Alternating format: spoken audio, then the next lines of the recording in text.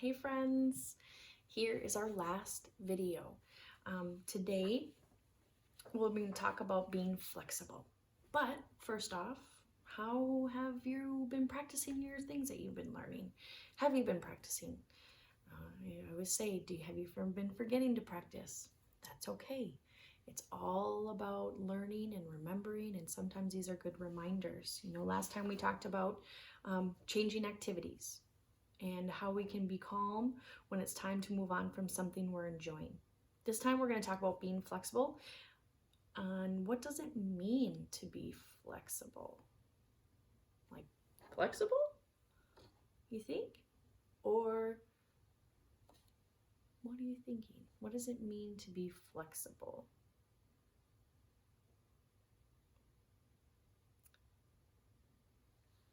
Being flexible means we can stretch our bodies, or it can mean that we can stretch our brains. So let's hear from our puppet friends to find out more. I have flexible friend Francisco and flexible Frank. I can't wait for PE today. It's going to be so much fun. Well, class, it looks like it's raining today. PE will be canceled today and will go on Wednesday instead. What? But we always go to PE or gym on Tuesday. We're supposed to go today. It's raining today, so PE is canceled, Frank. We'll go tomorrow. But I want to go today. But we're going to have to be flexible today, Frank. What does that mean? Being flexible means that we're okay with change. Sometimes things come up or our schedules change. Sometimes we don't get exactly what we want, but we can be flexible and move on with our day. I guess I can do that. Thanks, Frank. Since PE is canceled, we'll do some yoga instead. Everyone, please get a yoga mat. Oh, I really want the green mat. Looks for the mat. There's only blue. I wanted a green mat. Frank, remember what I said about being flexible. Sometimes we don't get exactly what we want, but we can be flexible and move on with our day. Try the blue mat. Oh yeah, okay, I guess I can try the blue. I guess all the mats are the same anyway. And since we're practicing being flexible with our brains, we'll be flexible with our bodies too.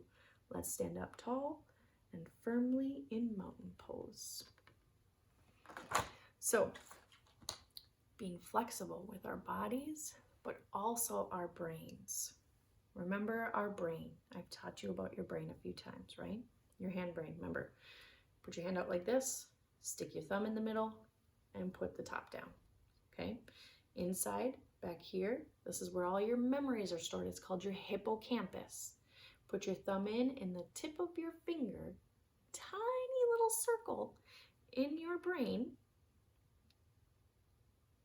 is called your amygdala, right? Your amygdala is like the security guard for your feelings, okay? And then when you have your lid up or down, that is your prefrontal cortex or your lid that helps you make what kind of choices? I hope you said good because that is right. Good choices, right? When our lid is flipped, what kind of choices do we make? Not so good choices. Yeah, you're right.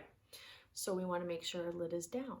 Sometimes when we get something to throw us off, like maybe gym is canceled or even this distance learning thing, it can flip our lids because we're not used to this. We're not used to having a video lesson from Miss Ricky. We're used to me going to your classroom and teaching you about these things in person. And that can flip our lids because we're not used to it. It's not something that's in our schedule or that we were planning, right? What's happening in our world right now was not planned for. And it is throwing a wrench in a lot of people's schedules and in our brains. It's making our lids flip. It's making us make not so good choices or forgetting to do certain things. Or maybe you are already being flexible with it, but some people are having a hard time and that's normal. We have to learn to be flexible. And doing yoga is something that can help calm our brains down. And when you are flexible, you help your amygdala learn and be more flexible and help your brain to keep your lid down. So if you are flexible, it can help you with some of these things that make your lid flip. Like we talked about last time, not being able to finish something, or having to switch from playtime to math, or having to switch from playing on your tablet at home to doing schoolwork. It's hard, but if you learn to be flexible, then you can kind of roll with the punches. So this is kind of a good lesson about, for even us adults in this time too, about how we got to try to be flexible. This is not how I wanted to teach you guys these kinds of things. I wanted to teach you in person. Hang on one second. I got to go let my dog in. See? Wrench in the schedule.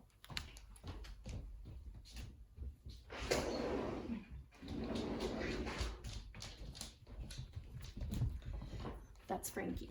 So, things don't always go as planned, and that's okay. It's just we got to learn how to deal with it. Okay? So how do you feel when you don't get something you want at home or in class? Maybe it's a toy, or maybe it's to do something at home or at school when we're at school. How can you help yourself feel better? Just like when we talked about saying how you feel, what do you need? Do you need a break? Do you need a hug? Do you need something else? Do you need to talk about it? How do you feel when there are changes to the schedule? Some people want their day to go exactly as planned. Doesn't always happen. You know, what just happened to Miss Ricky is a great example. I had a plan to do this video. I let the dog out thinking she'd be outside the whole time, but she needed to come in. So I could have stopped the video and started all over again, or I'd just be flexible and take the time to let her in quick. It's hard to know, but you just got to practice, or just put yourself in that situation. And how can you help yourself feel better? So how do you feel when something changes in your schedule? And how do you make yourself feel better?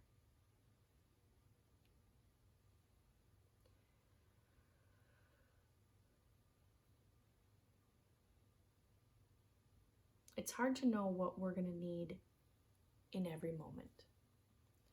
It's hard to not always get what we want, or to have something big happen that changes everything. It's changing the way we're learning. It's changing how the rest of the school year is going. It's a big, big change. And how can we be more flexible when something big like this happens?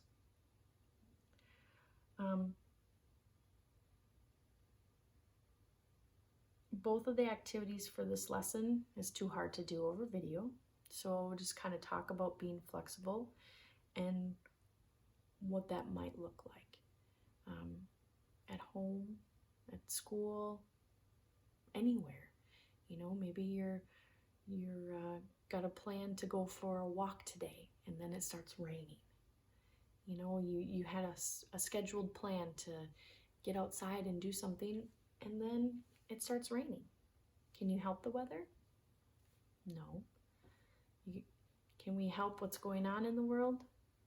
We can't. We don't have control over that. So being flexible is a way to kind of help calm our brains and learn how we can handle these situations, but also learn how to manage our emotions, manage your amygdala. What are you going to need? What do you need? Maybe you reach out for some help. We're here at school. We're here to help you. This paper says we can be flexible. I won't always get what I want. I can try new things. I can be okay with mistakes. I can be okay with changes. I'm just going to talk about something for myself, okay? I won't always get what I want. I would much rather be in school right now. But that's not an option. I can try new things. Here I am, videotaping my lessons, doing more things online, making websites for students to be able to go to, reaching out to you on videos or emails, phone. That's hard for Miss Ricky too, to not be able to see you guys. And I can be okay with mistakes. I can let the dog in during a video real quick. It's a mistake, but start all over from scratch or just roll with the punches. And I can be okay with changes. This change is hard. It's hard for me. It's hard for other teachers. It's hard for your parents. It's hard for you. But we can be okay with changes as long as we make sure to talk about how we feel, what we need, reaching out for help when we need it, and working through all these changes. And remember, even though I can't see you in person, I'm still here for you and your families, and I hope that you would reach out. So what does it mean to be flexible? How can you be flexible at home or at school?